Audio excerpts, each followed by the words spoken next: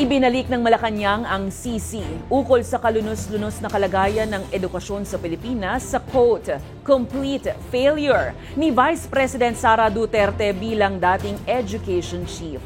Kasunod ito ng naging batikos ni Duterte na nananatili pa rin sa lapis at papel ang kalidad ng edukasyon sa Pilipinas kumpara sa ibang bansa.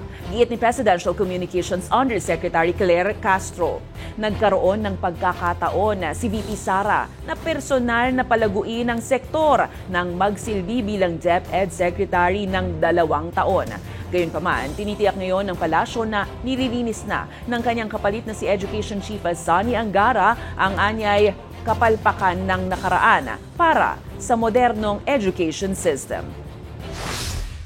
Modernisasyon lamang ang pinag-uusapan natin, yung 1,500,000 na mga gadgets, laptops, at ibang mga teaching materials ay ginawa naman na po ng paraan ni Secretary Angara na nakabinbin lamang noong pang 2020 na hindi nagamit. So 2024 lamang ito nasa sa ayos ni Secretary Angara.